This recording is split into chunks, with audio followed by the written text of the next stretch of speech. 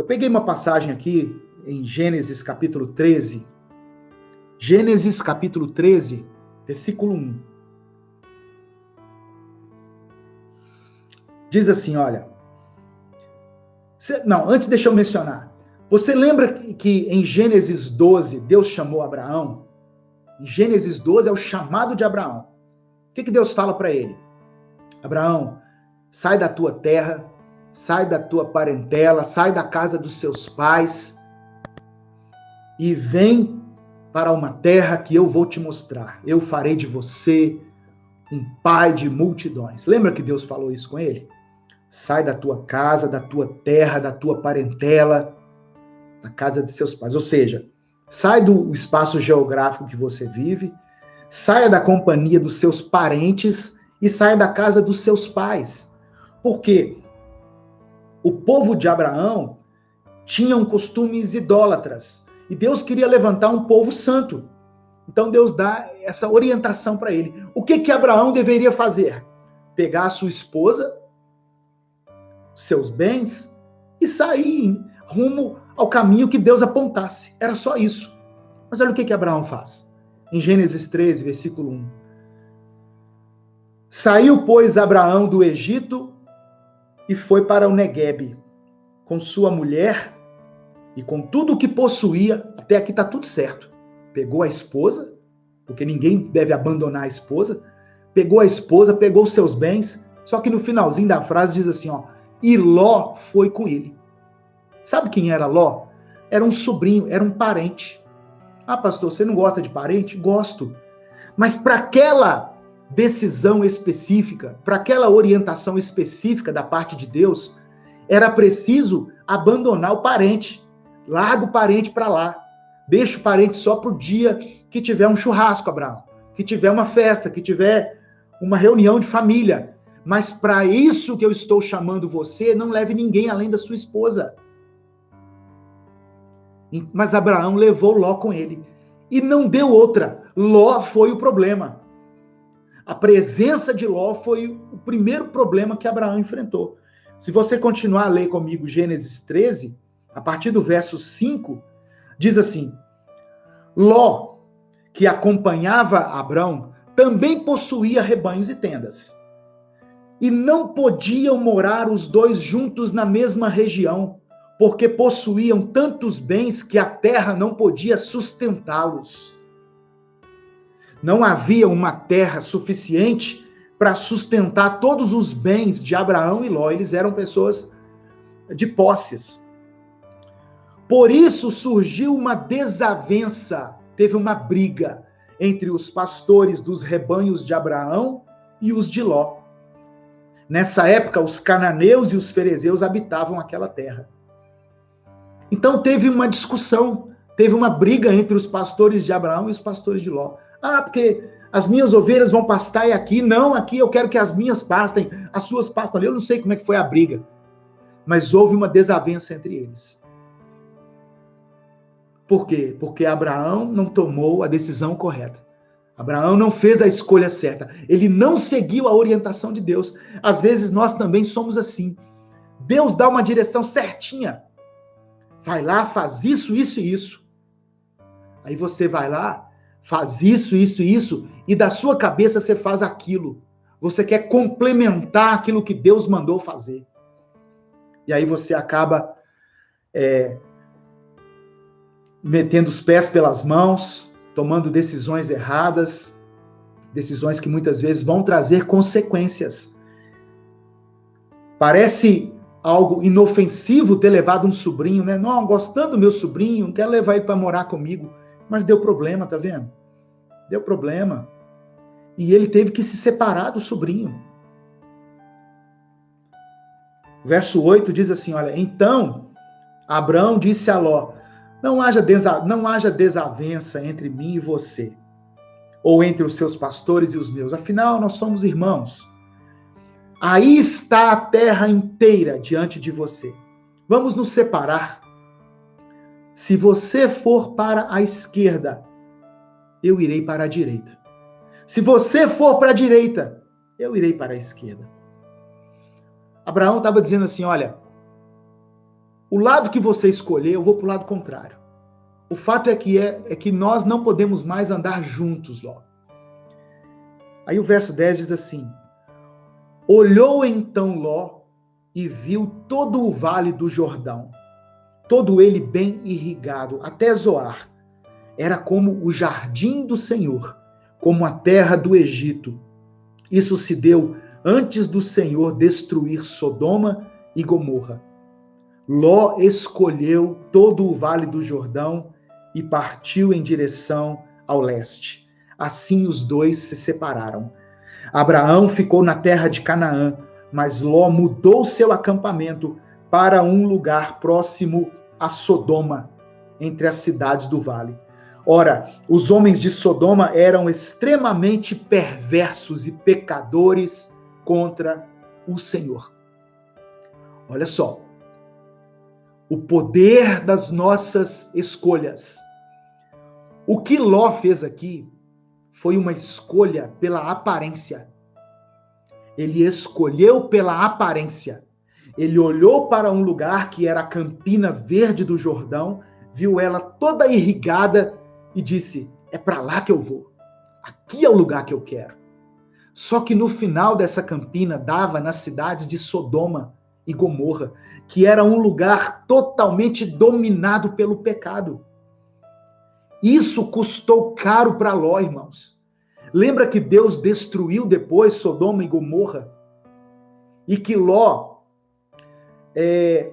fez de tudo para salvar a sua família, salvou suas filhas, mas a mulher dele não foi salva. A mulher dele não conseguiu tirar os olhos do pecado da cidade de Sodoma e Gomorra e foi transformada numa estátua de sal. É o que diz a palavra do Senhor. Então tem escolhas que nós vamos fazer, muitas vezes baseadas somente na aparência, que vão comprometer a nossa vida espiritual e, consequentemente, a vida dos nossos filhos. Trazendo para um exemplo prático. Às vezes você mora num lugar tranquilo, você tem uma vida agradável, uma vida abençoada, mesmo com poucos recursos, você não ganha muito bem, mas o que ganha dá para pagar as suas despesas. Aí você tem uma proposta para mudar para um grande centro aqui do Brasil, ganhando o triplo do que você ganhava, só que morando numa cidade grande, numa cidade de muitas oportunidades.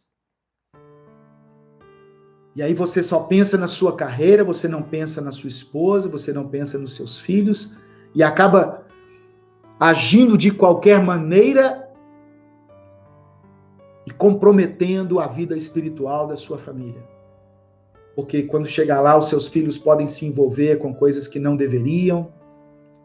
Sua família estava firme na igreja, agora já não está mais. Ah, mas eu estou ganhando muito mais, pastor. Pois é. Qual o custo disso? Quanto custou essa promoção para você? Então, há um poder nas nossas escolhas. As nossas escolhas precisam estar alinhadas com a vontade de Deus, com a palavra de Deus, e não podem ser movidas pela emoção. Ló, tudo bem, a Campina do Jordão chamou a atenção dele, mas ele deveria ter pesquisado mais. Ele deveria ter ido lá, examinado, perguntado, mas quem mora aqui? E como é que é o estilo de vida aqui? Tem igreja aqui? Quem que vai nos liderar aqui espiritualmente? Estão entendendo? Então, todas as escolhas precisam ser criteriosas se elas envolvem a nossa família, se elas envolvem a nossa vida espiritual. Amém? Eu estou vendo muitos comentários aqui, né, no Instagram, no YouTube, e eu quero agradecer as pessoas que estão contribuindo, né? Obrigado, irmão Manuel Pérez, a paz de Cristo, boa noite, meu irmão. Obrigado, José Arimateia, Aires Guedes, que Deus te abençoe e multiplique na sua vida, meu querido. Tem mais aqui, deixa eu ver. Bom, eu não consegui ler todos aqui, né? Mas eu agradeço a todos que contribuíram aqui. É porque a mensagem, ela aparece, depois ela desaparece. Então, eu falei do primeiro critério para se tomar uma decisão, para se fazer uma escolha. O segundo, que eu quero deixar para você, o segundo critério a ser adotado é a paz em seu coração. Como saber se uma escolha é a correta? O seu coração precisa estar em paz. Só que aqui eu quero acrescentar uma coisa. Deixa eu ler o texto com você, Colossenses capítulo 3, versículo 15. Colossenses 3,15.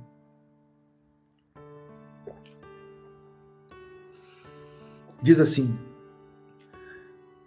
e que a paz que Cristo dá dirija vocês nas suas decisões. Olha que tremenda essa palavra. Que a paz que Cristo dá dirija vocês nas suas decisões, pois foi para essa paz que Deus os chamou, a fim de formarem um só corpo, e sejam agradecidos. Então, uma decisão tomada de forma correta, segundo a vontade de Deus, ela vai trazer um sentimento de paz ao coração, conforme esse texto que eu li aqui. Seja a paz de Cristo o árbitro, ou seja, o juiz diante de uma decisão que você precisa tomar. Agora, uma coisa que eu quero acrescentar a esse texto é o seguinte: essa paz que vai estar no coração daquele que vai tomar a decisão, uma decisão importante, ela não deve estar somente com quem toma a decisão. Essa paz deve estar com todas as pessoas que estiverem envolvidas na questão em si. Ah, pastor, eu vou tomar uma decisão, eu estou em paz. Mas peraí, quem está envolvido nisso tudo? Ah, minha esposa, meus filhos, a empresa que eu trabalho. Então, consulte essas pessoas se elas também têm paz. Porque às vezes você vai tomar uma decisão, você já determinou o negócio no seu coração. Aí você vai na sua esposa ou no seu esposo e eles podem dizer assim: eu não estou em paz do coração em relação a isso que você está falando. Pronto, irmãos. A paz de Cristo precisa ser o árbitro no coração das pessoas envolvidas e não somente naquele que está tomando a decisão. Uma decisão na qual toda a família será atingida precisa trazer paz ao coração daquele que vai decidir e também ao coração de toda a família. Mas muitas vezes o que nós vemos é uma pessoa fazendo uma escolha totalmente inconsequente, dizendo que ele tem paz no coração, mas o resto da família está sofrendo com aquela decisão. Amém?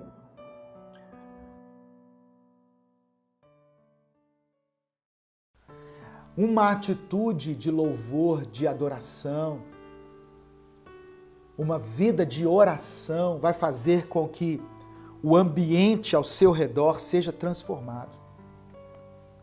Em algum momento, Deus fará com que o seu milagre aconteça. Atos 16, versículo 23. Versículo 23 diz assim: depois de serem severamente açoitados, foram lançados na prisão.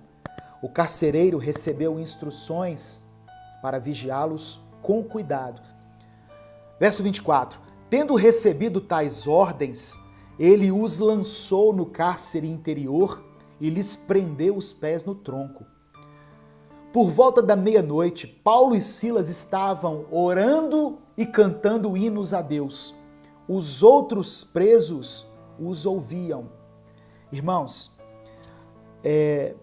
não tem como nós deixarmos de perceber aqui que Paulo e Silas, embora estivessem sendo perseguidos, açoitados, presos, injustiçados, porque eles tinham feito algo bom, eles estavam cumprindo a vontade de Deus, eles estavam sendo direcionados pelo Espírito Santo, e mesmo assim eles estavam presos, eles estavam sendo punidos ali, mas o texto diz que eles oravam e louvavam a Deus por volta da meia-noite. Eles oravam e louvavam a Deus. E os outros presos escutavam aquilo. É interessante isso aqui. Eles estavam ali glorificando a Deus, louvando a Deus. Eu imagino, né? Não está escrito na Bíblia não, tá? Que eles podem ter sido presos com as mãos assim, amarradas, né? E Paulo então pode ter dito para Silas, vamos cantar um louvor? Já que nós estamos com as mãos estendidas, vamos louvar a Deus? E começaram a cantar ali e a orar. E certamente a oração deles não era assim, ô Senhor, por que isso está acontecendo comigo? Eu não acredito que Paulo estivesse fazendo uma oração assim, sabe?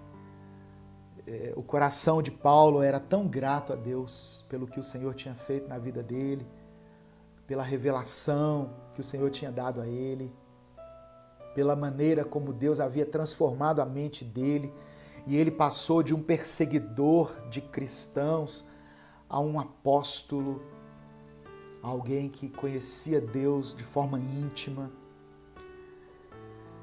E essa ação deles de orar e louvar no meio da tribulação é que provocou a libertação. Você pode não se lembrar de toda essa pregação, mas eu quero que você se lembre dessa parte aqui em especial. O ato de louvar a Deus, de orar a Deus, mesmo em meio às tribulações, fez com que as cadeias se quebrassem, fez com que as portas se abrissem, fez com que a atmosfera fosse transformada. Um lugar de prisão se tornou um lugar de liberdade. Amém? A glória de Deus se manifestou ali na vida, não só de Paulo e Silas, mas de todas aquelas pessoas. Porque as cadeias foram abertas para todos. Uma atitude de louvor, de adoração, uma vida de oração vai fazer com que o ambiente ao seu redor seja transformado. Em algum momento, Deus fará com que o seu milagre aconteça. Eu creio nisso, irmão. Não é profecia. Basta eu olhar para a palavra de Deus, sabe? O verso 26 diz assim, olha, de repente, houve um terremoto tão violento que os alicerces da prisão foram abalados.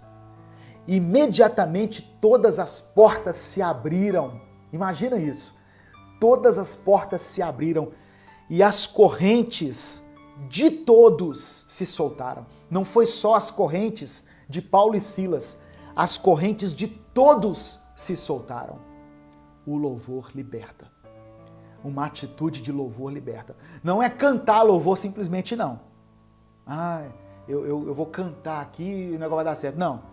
É uma atitude que vem do coração. Eu até escrevi aqui, louvor é o ato de enaltecer e glorificar a Deus. É exaltar a ação do Senhor na nossa vida, independentemente de como ela esteja. Louvar a Deus é ser grato a Ele por tudo que Ele tem feito. Pastor, eu estou num momento de crise, de dificuldade, estou enfrentando aí, estou à beira de um divórcio.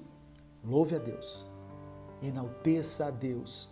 Louve a Deus pela sua vida, pela sua família, pelos seus filhos, pela sua saúde. Certamente você tem motivos para agradecer, para glorificar ao Senhor. Hebreus capítulo 13, verso 15 diz assim, por Ele, pois, ofereçamos sempre a Deus sacrifício de louvor. Por Ele, Jesus, ofereçamos a Deus sacrifício de louvor, isto é, o fruto dos nossos lábios, o fruto dos lábios que confessam o seu nome. Louvar é agradecer a Deus pelas suas muitas dádivas. Então, está passando por lutas, por dificuldades, decida glorificar a Deus. O louvor é uma eficiente maneira de batalhar no mundo espiritual, porque através do louvor nós estamos demonstrando toda a nossa fé em Deus. Tem um exemplo na Bíblia que eu gosto muito, irmãos, que é do rei Josafá. Depois você lê lá, 2 Crônicas, capítulo 20. O texto diz que os inimigos entraram em guerra contra o rei Josafá. Eles cercaram Josafá. E Josafá, ele teve medo no primeiro momento, mas depois ele se colocou a orar e jejuar. E ele orou a Deus, dizendo assim, olha, no versículo 9, se alguma desgraça nos atingir, seja o castigo da espada, seja a peste, seja a fome, nós nos colocaremos em tua presença diante deste templo, pois ele leva o teu nome, e clamaremos a ti em nossa angústia, e tu nos ouvirás e nos salvarás. E no verso 12, Josafá, ele diz assim, ó nosso Deus, não irás tu julgar os nossos inimigos? Porque nós não temos força para enfrentar esse exército que está nos atacando. Ele declara ali a sua impotência diante dos problemas, diante das adversidades. Ele diz assim, nós não sabemos o que fazer, mas os nossos olhos estão no Senhor. Os nossos olhos se voltam para ti nesse momento. Irmãos, sabe qual foi o resultado dessa oração sincera de Josafá diante dos seus adversários, diante dos seus problemas? O verso 18 e 19 diz assim, olha, Josafá ele foi para a guerra, ele foi para a luta, foi para a peleja, seguindo uma orientação de Deus. Só que havia algumas coisas específicas. Olha o que ele fez. Josafá prostrou-se, rosto em terra, e todo o povo de Judá e de Jerusalém prostrou-se em adoração perante o Senhor. Eles adoraram a Deus na tribulação. Então os levitas, os cantores, descendentes dos coatitas e dos coeritas, levantaram-se e louvaram o Senhor, o Deus de Israel, em alta voz. É muito interessante que a instrução que Deus deu a Josafá foi o seguinte, olha, vá para a guerra, reúna as pessoas e vá para a guerra, mas à frente do exército, antes daqueles que empunham espadas, escudo, lança, você coloque aqueles que irão me louvar. Eu farei com que essa guerra seja vencida através do louvor. E no verso 21 e 22 diz assim, depois de consultar o povo, Josafá nomeou alguns homens para cantarem ao Senhor e o louvarem pelo esplendor da sua santidade, indo à frente do exército cantando, deem graças ao Senhor, pois o seu amor dura para sempre. Tem umas traduções que dizem assim, louvem a Deus, porque o teu amor dura para sempre. Quando eles começaram a cantar e a entoar esses louvores, o Senhor preparou emboscadas contra os homens de Amon, de Moabe e dos montes de Seir, que estavam invadindo Judá, e eles foram derrotados. Sabe o que aconteceu aqui? Os inimigos de Israel se degladiaram uns com os outros, destruíram-se uns aos outros. Josafá e seu exército foram vitoriosos sem lutar, sem pelejar. Por que aconteceu isso? Porque eles tiveram uma atitude de oração e de louvor. Essa palavra eu quero que você guarde com você. Uma atitude de louvor, de oração, no meio das suas lutas, vai fazer com que você seja vitorioso. Amém?